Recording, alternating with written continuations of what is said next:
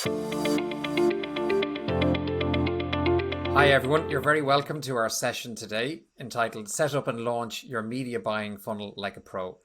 My name is Brendan Hughes, I'm the CEO of Optily, and I'm delighted to be joined by a pro today, who is Amy Coyle, and Amy is the Head of Client Services here at Optily. Hi Amy. Hi, everyone.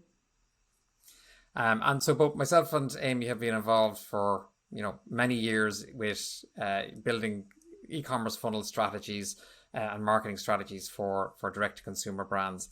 And what we'd like to do today is share with you a little bit of the science and the rationale behind the approach that we've seen successful direct-to-consumer brands take, and also then to show you how that happens in practice. So, Amy, digital consumers have changed radically in the last kind of year or so in terms of the behaviors that they exhibit when buying online. Do you want to take us a little bit through the history of online consumption and purchasing? Sure, glad to. So yeah, I think we can all attest to the fact that things have changed quite dramatically in the last year. But I suppose over the last kind of 2 decades or so, like we've been on that path, and I suppose really the last year has just kind of dramatically increased that growth. So, I mean, look, we've been witnessing the oncoming of the internet for since 1979 onwards, and then kind of around 2010 e-commerce growth just exploded online. And part of that was kind of the introduction of social media as a channel to shop on, in addition to many other factors, eBay and Amazon as well.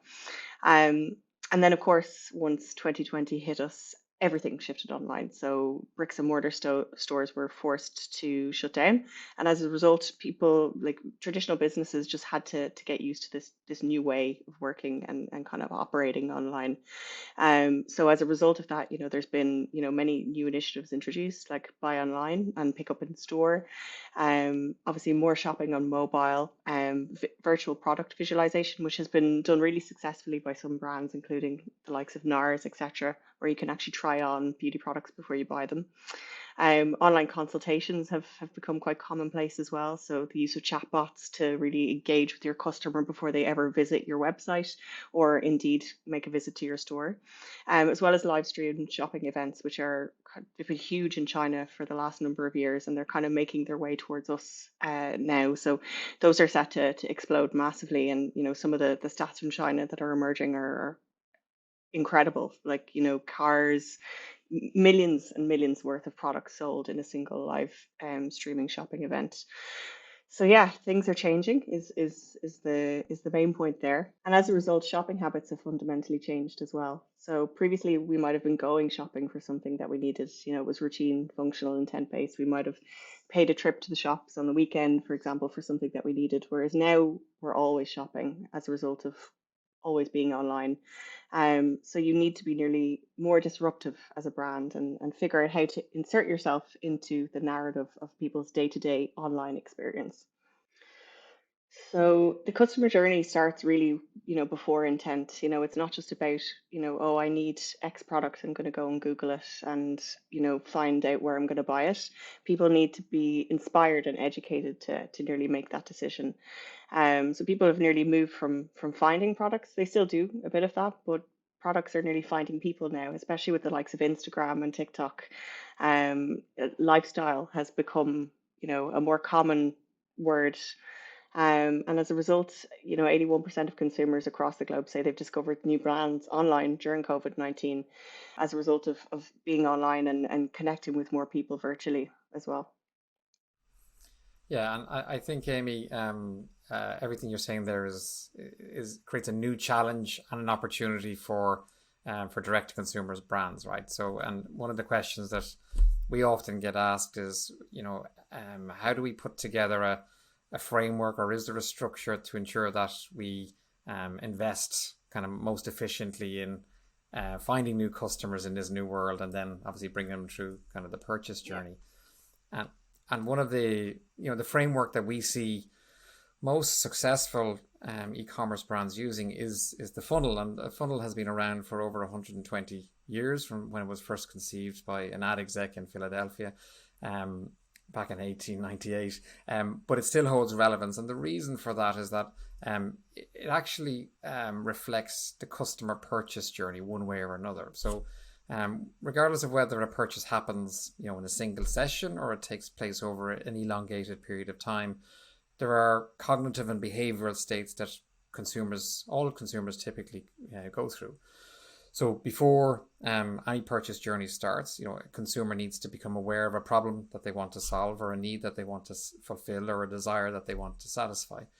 And once that has taken place, then typically consumers move into what we call an information gathering phase, which is researching their options, finding out more information. And even if they're not looking at multiple products and maybe just looking at hopefully your product, they still have a frame of reference in terms of pricing and product features for the category kind of that they're looking in. And then, of course, the ultimate phase of purchase is the decision. And that decision is heavily influenced by cognitive biases, which have been shown by kind of research to include things like scarcity bias, authority bias, social proof, so the views of others, and then building in things like urgency and scarcity into the dynamics can be very powerful in supporting people kind of through that stage of the journey. And so the role of marketers in this is to really to support and to nurture consumers through this purchase journey.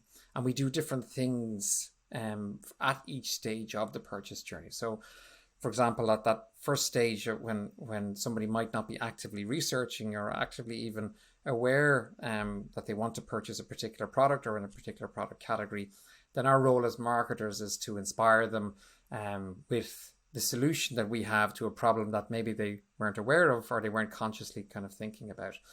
So we're generally trying to go very broad and find people who will engage with our brand and our product story. At the next stage of the purchase journey, we're educating them about how our product can be the best solution to solve their problems. And so we're highlighting the features and benefits that are either unique to our product or that kind of set us apart, or they can fulfill their needs adequately. And then, of course, at the last stage of the journey, and for people who haven't yet bought, we're convincing them about why they should buy from us and not from others, and why they should buy now rather than kind of delay that purchase decision for a period of time. And the role of advertising in this is really to complement our owned and operated activities. So when somebody's on our website, or they're getting an email message from us or an SMS message from us, that's great. That's our kind of platforms that we can control, or touch points that we can control. But when they're not on our website and they're on other websites or they're on social platforms, then we need to engage, particularly with advertising, to reach those customers. So and what we do at each stage of the funnel and what we're trying to achieve can impact on the platforms and the placements within those platforms that we choose to advertise on. It can influence our audience segmentation, so how we find and build audiences that we nurture kind of through the funnel. And then, of course, in terms of the creative, the copy and the offer, so the messages that we're putting in front of people at each stage of the funnel will be very different. And we're going to kind of dig into that in a couple of minutes. And what we see increasingly is that all brands are diversifying the mix of platforms, because their audiences are on all of these different platforms and not just in a search engine looking for something specifically. They're also active on all of these other kind of social platforms and video platforms and content platforms. And one of the most important things that we say to our clients as we're working with them is how we measure performance at each stage of the funnel is different. So sure, we're measuring the overall impact of our advertising in terms of return on ad spend or kind of profitability of our investment, but at the top of the funnel, we're measuring something different. So we're trying to maximize the reach of our campaigns to find people who will engage with our product message at the lowest cost, but also to find people who are more likely to engage kind of with our products. in the middle of the funnel, we're driving informed traffic to our website. So people who are in research mode, we're giving them information, and then we're inviting them to come to our website to learn more, and to dig deeper into our into our product information. And they may convert at that stage, and we hope they do, and we encourage them to convert. But for those who don't, then at the bottom of the funnel, we're absolutely focused on maximizing the revenue, the return on ad spend, the average order value, the customer lifetime value, so key revenue metrics. So we're measuring different things at each stage of the funnel, while overall, of course, keeping a very firm eye on our overall ROI from our ad campaigns. And from an economic point of view, a really strong rationale for investing in the funnel is that at the cost per action, typically at each stage of the funnel, can be very different. So to engage with somebody with a broad audience at the top of the funnel and engage them maybe with our 15-second video ad, maybe can cost us 1 cent per action. So to get a human to take that action at the top of the funnel can be very efficient. Meanwhile, at the lower end of the funnel, it might cost us maybe $10 to acquire that customer, to nurture, to nudge them across the line to make the purchase. And very often, again, we see clients coming to us where they might be running conversion campaigns to a very broad audience and prospecting with a very expensive campaign format and campaign structure. And we don't need to do that. So we can build a huge amount of efficiency by using different types of goals and different types of campaign structures at each stage of the funnel. And again, time and again, when people do invest in those middle and upper stages of the funnel, then the efficiency of the lower part of the funnel increases kind of dramatically. So that's the theory behind how we see many, and why we see many direct-to-consumer brands investing in a funnel structure. Now over to you, Amy, in terms of the practice. So how do we go about doing that in practice, and what are the building blocks that people should be putting in place? Yeah, absolutely. Well, obviously, there's a lot to think about. When we work with a new client, it can always feel, like, where do you even start? And so what we like to do is we like to break down each stage of the funnel, and I suppose explain the different components of those funnel stages. So it's really important, like, and just to add on to everything that you've just said there, that first of all, we're kind of aware of what metrics matter at each stage. So for the top of funnel, we're looking at obviously visibility, so making sure that we're getting video views and a good cost per view. And then moving into the middle of the funnel, as you said, all about driving traffic. So, what's our CPC, first of all, but also what's our CTR? So, like, are our ads engaging enough? Could we be getting more clicks for our money, essentially? So CTR is one that I always really like to focus on, because it's a direct indicator of how powerful your creative is and how it's resonating with your target market. And then at the bottom of funnel, of course, those revenue metrics, so revenue, ROAS, but then also conversion rate, which is really important as well. So we're bringing people to the website, but making sure that the website converts at 1% or higher, ideally. So making sure that there's an active CRO program in place to make sure that we're not just paying for people to come to the website and then leave, straight away. So for me, what that metrics piece is always one of the most crucial parts of the conversation to have first, um, as well as audience, of course. So who are we targeting at our top of funnel? So typically we look at very broad audiences at this stage, because it's very cheap to serve them with a video and gather a video view. And basically what we see there is, when we serve our audience a video, we can then bring them into a video viewer's audience. So we're automatically weeding out the people who might not necessarily be interested in our brand just yet, and we're bringing our video viewers' audiences into that middle of funnel stage. Um, and then creative. So at the top of the funnel, people don't know about us yet. Like, who are we? Why do we matter? Why does our product matter? So we find that video tells that story best, typically between 15 to 30 seconds. It depends on, what channels you're using. Of course, if you're using YouTube, you've got a number of placements at your disposal. What we find works best for social is a 15-second video, formatted for both Instagram stories as well as the feed. And it's really important as well to make sure that you're using the right placements. So, for example, making sure that your video is a portrait video for Instagram stories, and just making sure that you've really thought about kind of the context of how how your audience will see that piece of creative. And then, of course, placements. So, what placements are converting best? So, digging deep into your reports to see, where the majority of your ads are being served and where most of those actions are coming from. Um, and then moving into the middle of the funnel. So here our audience becomes a little warmer. So we want to make sure that, if we're going to pay for a click, that we need to, make sure that that audience has intent. So typically we look at moving away from interest-based targeting at this stage, because as you said previously, it's very broad and expensive. So what we like to use is custom audiences, in-market audiences. So for example, lookalikes of previous purchasers, lookalikes of previous website visitors. One that works well as lookalikes of your engagers on social. And then also making sure that you're targeting your engagers as well, because on Facebook, organic reach is naturally in decline. It's not what it once was. So making sure that your people who already know about you are also brought on this journey, and making sure that they're seeing your activity as well. Um, and then creative. So here our creative becomes a little bit more educational. So for example, what can work well here is carousel ads that show, the product in a number of different states. We can also use blog posts. Blog posts are fantastic if your product has a lot of consideration about it. So for example, we've worked with a number of pet brands, and things that work well here can be like, how to take care of a new puppy, for example, and then you can naturally insert, your product messaging into that help article. And then placements as well. So we use, as I said, carousels, we use blog posts, we can also use poll ads.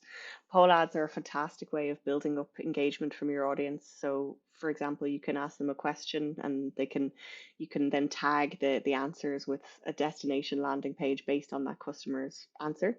Um, and then metrics as well. So I've kind of covered metrics for each stage, but yeah, CTR is a really important one here as well. And then at that bottom of funnel, we really, as you said, this is the most expensive cost per action. So we want to make sure that this is our warmest audience, our hot audience. Um, so as a result, we're really trying to only use remarketing at this stage. In some cases, we can use maybe broad remarketing for Facebook, but we would always try to separate those out from our main remarketing campaign so that the costs don't go too high. And then creative, so it needs to be clear calls to action, action led. We use dynamic product ads for Facebook, and then obviously Google Shopping. And then we can also use search campaigns with clear keywords that have high intent. So, for example, where to buy X online, where, X product near me. So, those like intent based formats for this stage of the funnel. And then placements as well, as I just mentioned, shopping. We use dynamic product ads, Instagram stories, feeds, and then metrics as well. So your revenue, your ROAS, your conversion rate as well. And then, of course, once we've got all of that in place, then it's time to optimize. So it's always test and learn. We might roll out a strategy and actually amend it as we go on. So that's the goal, is to really always be learning, seeing what's working, A/B testing our creative, making sure that we're looking at those right metrics so that we can then inform ourselves as we continue to optimize the overall customer journey. Great, Amy. So that's a very comprehensive overview of the complexity involved. Maybe let's go through an example of a client Sure. and understand maybe the journey that you go through with a typical client to building out a campaign like that. Yeah, of course. So this is an example from a client that we worked with last year called Seresto. And what Seresto do is essentially they sell flea collars for dogs. And it's kind of it's one of those products where, dog owners might not necessarily be aware of what it does and why they need it. So for this particular client, video was crucial here. Video that effectively explained the concept of the product, within 15 seconds. So you can see here we have that video that we rolled out at top of funnel, and we went out to our broad audiences with this, and then created a video views audience based on those who'd watched it.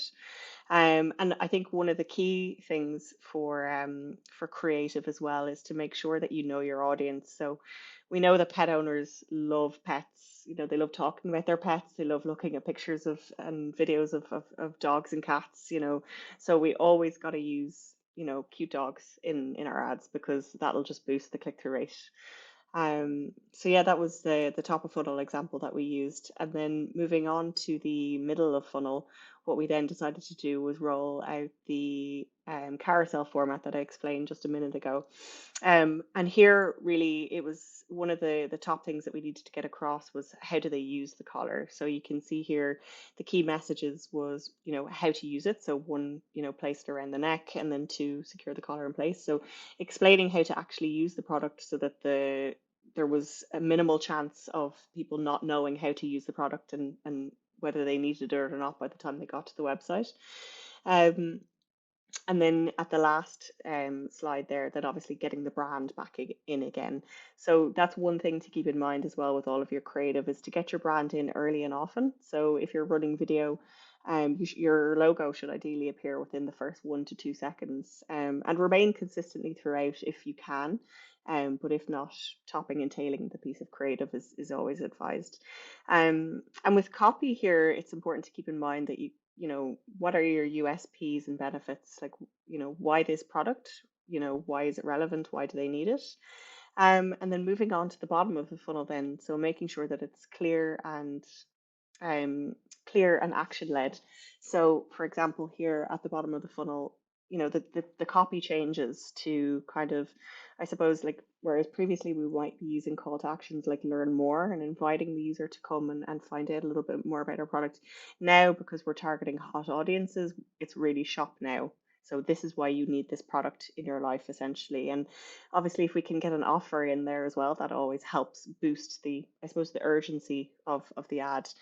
Um, and yeah, and then I suppose, you know, just in terms of the top copy above the image, what we always like to do is, I suppose, add in any other unique, you know, elements that might get a person to act now. So for example, like if you offer free delivery, if you offer, you know, 10%, as you can see there in the copy, 10% off your first purchase, anything that might, you know, encourage the user to make that decision now. Because as we said previously, earlier on in the presentation, you know, we're disrupting people as they go. So we need to make sure that, you know, our messaging is geared towards actually getting the user to act now rather than come back and act later.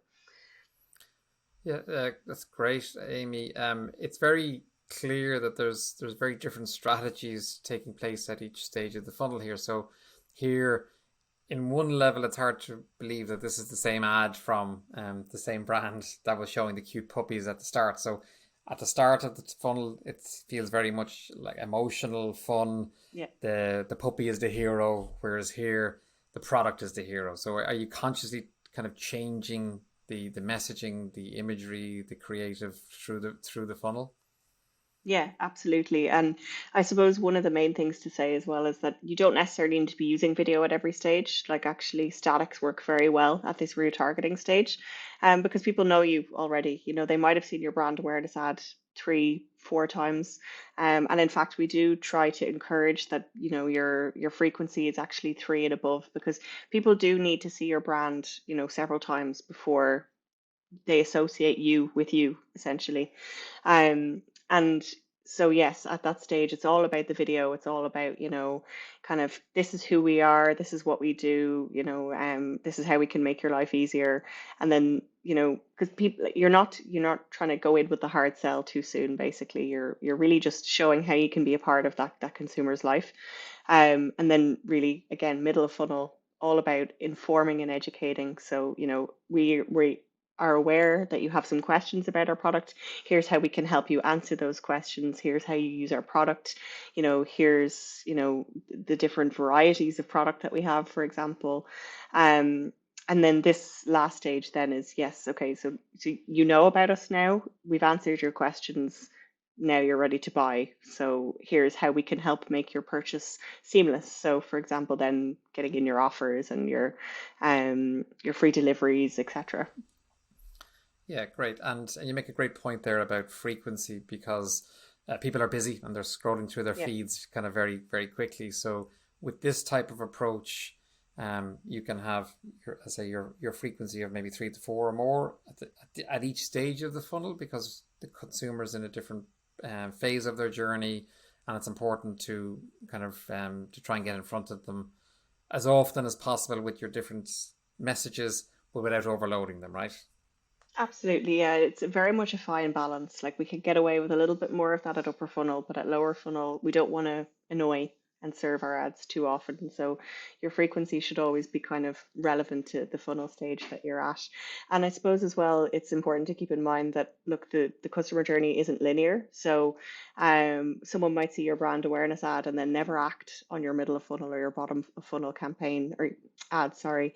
But then they might go and Google you and convert organically instead. So that's why we like to, I suppose, talk about the KPIs as well that are really important at each stage because, as you mentioned earlier, there's no point in looking at the ROAS or the revenue of an upper funnel campaign because that person could go on to buy anywhere. You know what I mean? So it's not necessarily measurable. So that's why we like to look at those soft KPIs early on, and then our bottom of funnel is really geared towards those conversion based KPIs. Okay. And people often ask us about investing at different stages of the funnel and how much to invest. Tell us a little bit about that and how you kind of make those decisions about how much to invest and where to invest it. Sure. Well, I suppose I would always look at your objectives. So, for example, if you have already got some historical data in your Google Analytics account, I would always say go and have a look at that, see what last year did. But for an entirely new brand, obviously, understandably, you don't always have that data in place. So I would say maybe start with, look, I would like to, reach X customer. I would like to make, X in revenue, and then looking at your average order value. So, right, if I want to make, say, 50,000 in revenue, what's my average order value? Say it's €50. So you can kind of work backwards nearly is what I would say. So assuming, most websites convert at a conversion rate of about 1%, how much traffic do I need to get that 1% and working backwards? And then once you've kind of got your bottom of funnel and your middle of funnel kind of projections and numbers that you need to achieve, then you go, right, okay, how many people do I then need to reach with this video to actually get enough people clicking through? So I would always say kind of like, aim to get 100 times more than the number of conversions that you want to achieve. And then look, you can go very, very broad with your video then, 100,000 plus views, but it's very cheap to serve that kind of advertising. So I wouldn't worry about that too much, but start small, and then kind of work your way backwards. And that's what I would say. And then also, I suppose, be channel agnostic as well. So experiment with different channels. We always like to use Facebook and Google in conjunction with each other. So, it's not all about, playing channels against each other. Like, channels, they all have their own unique strengths. So we find that Facebook is excellent at brand awareness. It's really good at bottom of funnel as well, but we always find that channels that are like strategies that work together with different channels are the ones that perform the best. So finding opportunities to, use UTMs, for example, to serve people who've searched for you on Google and another ad on Facebook, for example. So cross-channel optimization is really important as well. Great. Okay. And maybe just give people a hint of maybe where's a great place to start. So we find, of course, you'll have your personas for your key customer archetypes, and you know what you want them to do. Presumably, it's to ultimately to buy a specific product or product range.